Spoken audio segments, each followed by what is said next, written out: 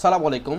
Home একাডেমিতে স্বাগত জানাচ্ছি নতুন ভিডিওতে। আজকে আমরা ষষ্ঠ পর্ব শুরু করতে যাচ্ছি, অনুশীলনী 1.5 ষষ্ঠ শ্রেণীর।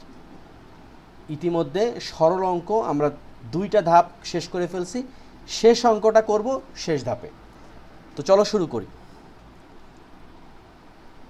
15 নম্বর প্রশ্ন আমরা ধাপে ধাপে করব আর লিখব।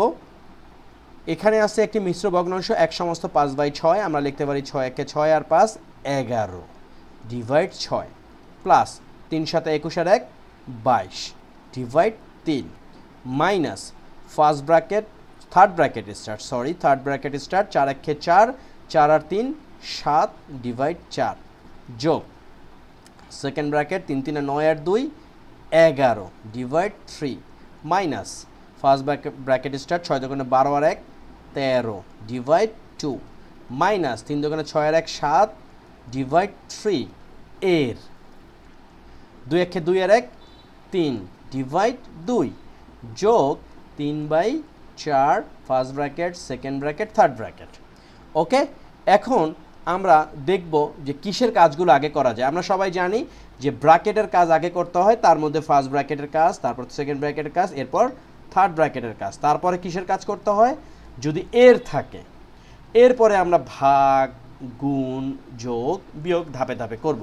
তো শুরুতে আছে কি 11/6, এগুলো আনচেঞ্জ থাকবে, 22/3 মাইনাস থার্ড ব্র্যাকেট এখনই ধরা যাবে না, কারণ আমাদের প্রথমে ফার্স্ট ব্র্যাকেটের কাজ করতে হবে, 7/4 যোগ তারপর হচ্ছে 11/3 মাইনাস ফার্স্ট ব্র্যাকেট, এরপরে হচ্ছে 13 ডিভাইড 2। লক্ষ্য করো ফার্স্ট ব্র্যাকেটের ভিতরে এখানে আবার এর আসছে, এর থাকা মানে কি ব্র্যাকেটের ভিতরে এর, তার মানে এটার কাজ সবার আগে করতে হবে। 3 আর 3 যদি কাটাকাটি করি তাহলে এখানে থাকতেছে মাইনাস 7/2, তারপর হচ্ছে যোগ 3 divide 4, first bracket close second bracket close third bracket close, এরপরে 11 ডিভাইড 6 প্লাস 22 ডিভাইড 3 মাইনাস এখানে হচ্ছে 7কে 4 দ্বারা ভাগ করলাম যোগ, এরপরে সেকেন্ড ব্র্যাকেট স্টার্ট 11 ডিভাইড 3, তারপরে এখন আমরা যেটা করব মাইনাস ফার্স্ট ব্র্যাকেটের কাজগুলো আগে করব। তো এখানে ফার্স্ট ব্র্যাকেটে কি আছে যে একটা লসাগু করতে পারি আমরা, মাইনাস প্লাস একসাথে আছে সমস্যা নাই। লসাগু হচ্ছে 4, 4কে 2 দ্বারা ভাগ করলে 2, তার মানে 13 দোকানে 26 মাইনাস 4কে 2 দ্বারা ভাগ করলে 2, 7 দোকানে 14 যোগ 4কে 4 দ্বারা ভাগ করলে 1, তার মানে 3 একে 3। ওকে, তারপরে ফার্স্ট ব্র্যাকেট শেষ সেকেন্ড ব্র্যাকেট শেষ থার্ড ব্র্যাকেট। এরপর আমরা কি করতে পারি 11 ডিভাইড 6 প্লাস 22 ডিভাইড 3 মাইনাস এরপর হচ্ছে 7 ডিভাইড 4 প্লাস এখন এই যে সেকেন্ড ব্র্যাকেট 11 ডিভাইড 3 মাইনাস, তাহলে কি দাঁড়াচ্ছে 26 আর 3 হচ্ছে 29, 29-এর থেকে যদি আমরা 14 বাদ দিই পাবো হচ্ছে 15, তাহলে লিখতে পারি 15 ডিভাইড 4। আমরা এটা অন্তর্ভুক্ত করব সেকেন্ড ব্র্যাকেটের ভিতরে। ওকে, এখন 11 divide 6 plus 22 divide 3 minus third bracket 7 divide 4 plus এখন সেকেন্ড ব্র্যাকেটের ভিতরে একটা লসাগু করব, 3 4 12 হচ্ছে আমাদের লসাগু, 12কে 3 দ্বারা ভাগ করলে 4, তার মানে 4 11 44 মাইনাস 12কে 4 দ্বারা ভাগ করলে 3, 3 15 45। ওকে, দেন এখানে আমরা সেকেন্ড ব্র্যাকেট ক্লোজ করলাম থার্ড ব্র্যাকেট ক্লোজ করলাম। এখন আমরা লিখতে পারি 11 divide 6 plus 22 divide 3 minus 7 divide 4। এখানে একটা বিষয় আছে আমাদের একটু বুঝতে হবে, আমরা যদি 4 থেকে 3 বাদ দিই আমরা লিখতে পারি 1, তাই তো, কিন্তু 3 থেকে যখন আমরা 4 বাদ দেব তখন কিন্তু হবে -1, এই বিষয়টা আমাদের কিন্তু জানতে হবে। যেহেতু 44 থেকে 45 বাদ দিলে আসতেছে -1, এখন আগের সংখ্যাটা কি আছে প্লাস, এবং আমরা জানি যে ব্র্যাকেট যদি উঠিয়ে দেই তাহলে আগের চিহ্নটা কি হবে বসাতে হবে, কিন্তু এখানে আসতেছে -1 আর এখানে আছে +1। আমরা সবাই জানি প্লাস অ্যান্ড মাইনাস গুণ করলে যেটা হবে সেটা হচ্ছে মাইনাস, সুতরাং আমরা লিখতে পারি -1 ডিভাইড 12। কারণ 44 থেকে 45 তো আর বাদ দেওয়া যায় না, এটা হয়ে গেল 44 থেকে -45 মানে হচ্ছে -1। এখানে আছে প্লাস, সেই প্লাস আর -1 হয়ে গেল মাইনাস। ওকে, থার্ড ব্র্যাকেট আমরা ক্লোজ করলাম। 11/6 প্লাস 22/3 মাইনাস, এখন এখানে আবার একটা লসাগু হবে।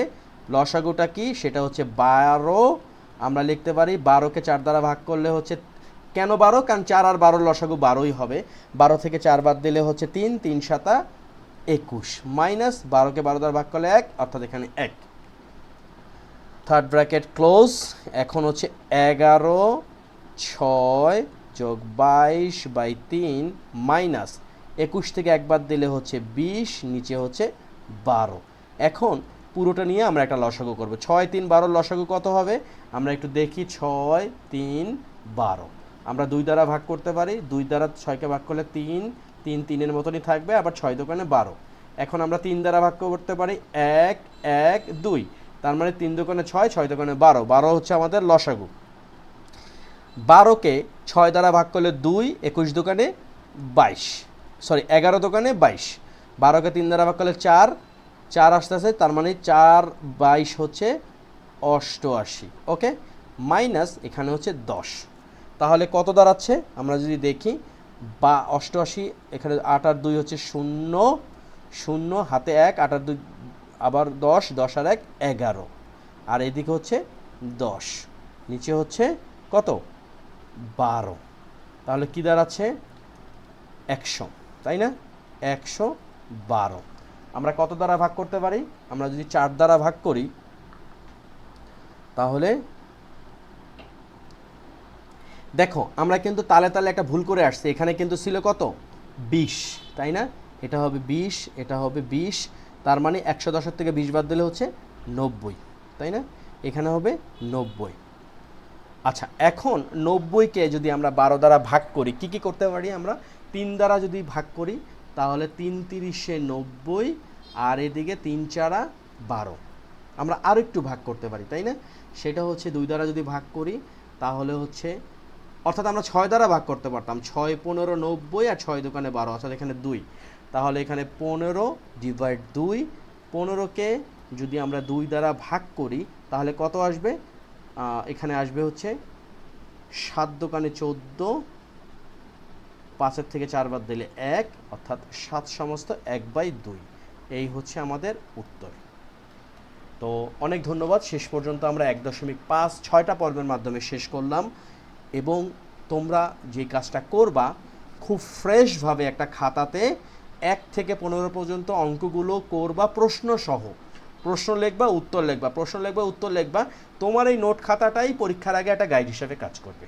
তো তোমরা সবাই ভালো থাকো, সুস্থ থাকো। ভিডিওগুলো যদি কাজে লাগে প্লিজ হোমওয়ার্ক ম্যাথকে তোমরা সাবস্ক্রাইব করো, বন্ধুদের সাথে শেয়ার করো। আল্লাহ হাফেজ।